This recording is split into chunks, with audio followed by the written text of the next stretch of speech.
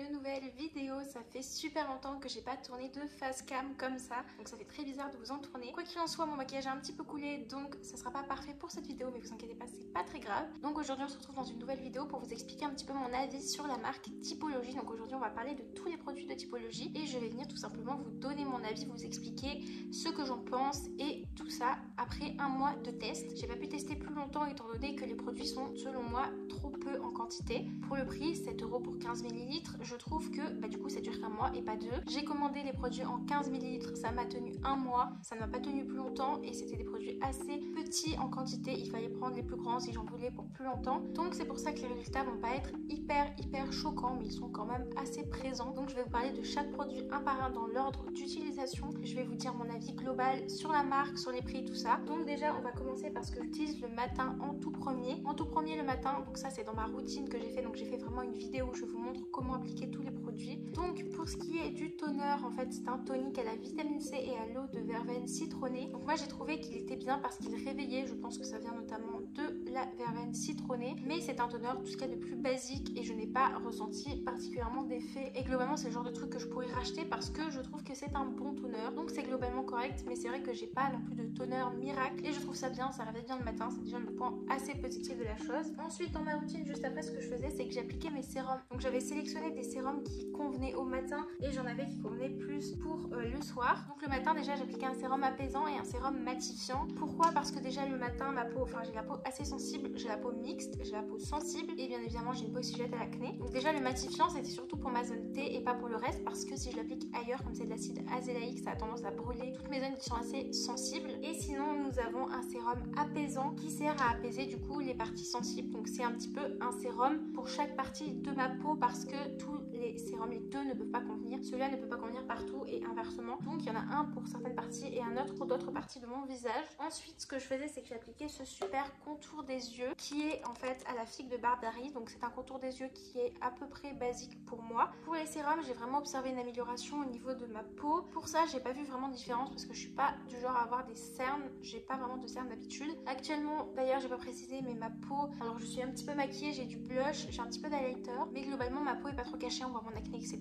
Donc je pars du principe que vous pouvez comparer cette vidéo à la vidéo précédente au niveau de l'effet sur ma peau.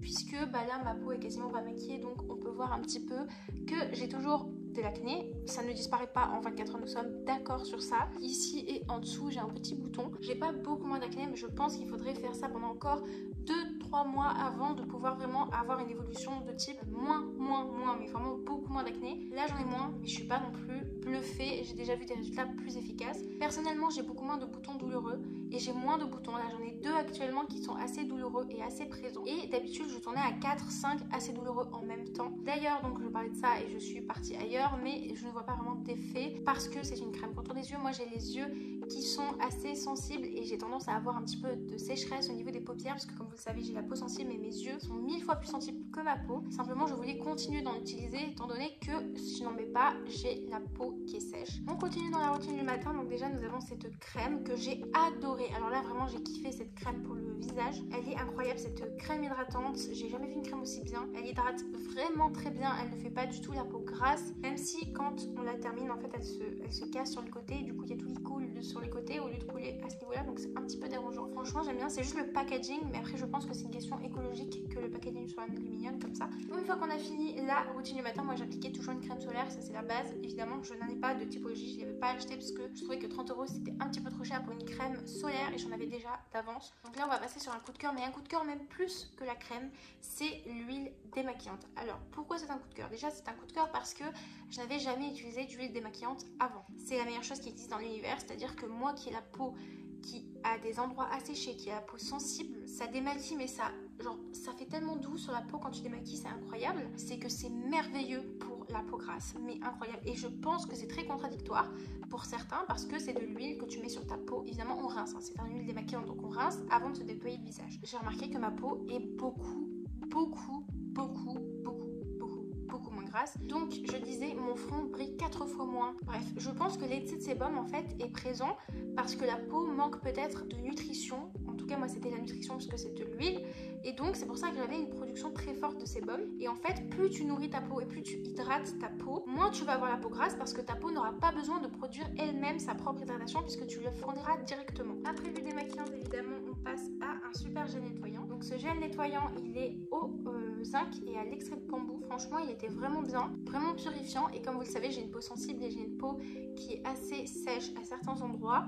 Et donc, aucun de ces produits ne m'a asséché la peau, aucun de ces produits ne m'a brûlé la peau, donc je suis satisfaite. Moi, le soir, je change de sérum, c'est pas forcément nécessaire de changer forcément de sérum le soir, mais moi, c'est ce que je fais. Donc, j'utilise de l'acide hyaluronique parce que ça, c'est indispensable à ma routine, l'acide hyaluronique. J'ai la peau assez déshydratée, donc je me gêne pas, j'en mets tous les soirs de l'acide hyaluronique. Et ensuite, quelque chose pour traiter l'acné. Donc, comme vous avez pu remarquer, pour tout ce qui est sérum, je procède avec un sérum hydratant apaisant et un sérum traitant pour que les deux se contrebalancent, parce que si j'utilise seulement un sérum traitant, ma peau va tendance à sécher. En fait, c'est un sérum au bakuchiol, donc 1% de bakuchiol, qui a permis en fait ici de traiter un petit peu les boutons, et franchement je trouvais que ça faisait un effet plutôt positif. Une petite présentation de mes coups de cœur, donc vous voyez l'huile démaquillante, la crème hydratante, et nous avons l'acide salicylique imperfection ciblée. Donc en gros c'est un sérum à imperfection mais qu'on met une petite goutte uniquement sur nos boutons et vous en mettez vraiment un tout petit peu ciblé sur les boutons. Et ça, alors là, en 24 heures, le bouton part. J'en ai déjà parlé dans ma vidéo où je vous montre en fait le crash test, tout simplement parce que j'avais testé 2-3 jours avant de faire le crash test et donc en 2-3 jours j'avais vu l'effet déjà. Je vais maintenant vous expliquer mon avis. Donc déjà on va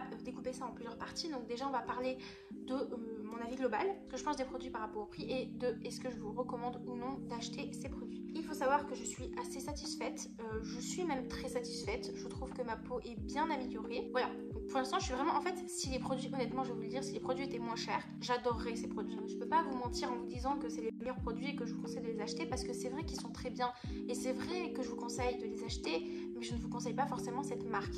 Par exemple, on a également un sérum, tout ce qui est acide hyaluronique, acide salicylique. C'est des concentrés en fait de certains produits que vous pouvez retrouver beaucoup moins cher. L'acide salicylique, ça fait un sérum The Ordinary pour 30 ml, vous avez pour 8 €. Alors que là, j'ai dû payer 8 €, 7 € et quelques pour 15 ml. Donc j'ai payé le même prix pour la moitié moins, alors que vous pouvez le trouver pour par exemple la marque The Ordinary, vous avez des produits à l'acide salicylique, vous avez des produits à l'acide hyaluronique, donc vous pouvez prendre totalement une autre marque comme The Ordinary au lieu de Typologie, qui vous permettra tout simplement d'avoir les mêmes ingrédients mais pour beaucoup moins cher, que là c'est le double du prix. Alors je pense que ça vient du fait que déjà c'est un peu plus concentré, en tout cas j'espère, et en plus de ça c'est français, c'est bien mis, bien emballé dans des produits bio, dans des produits qui sont, enfin peut-être pas bio, je sais pas c'est quoi le mot, naturel. Je trouve que le prix est trop cher, en tout cas il n'est pas abordable pour une personne lambda je pense.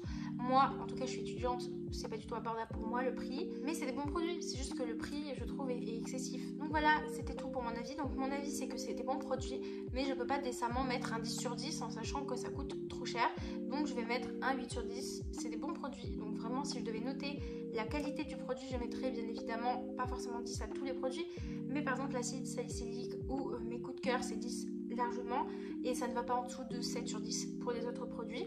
Par contre le prix c'est carrément genre abusé je trouve. Après bien sûr à vous de vous renseigner, de voir si le prix vous convient, mais je trouve que 7 € pour 15 ml c'est vraiment trop cher. Si c'était 7 € les 30 ml, là je trouverais ça totalement normal, mais je trouve que c'est un petit peu trop cher pour moi. Quoi qu'il en soit, j'espère que cette vidéo vous aura plu. Si c'est le cas, n'hésitez pas à la liker, la commenter, la partager et à vous abonner, ça me ferait extrêmement plaisir. Et puis moi je vous dis à la semaine prochaine pour une prochaine vidéo.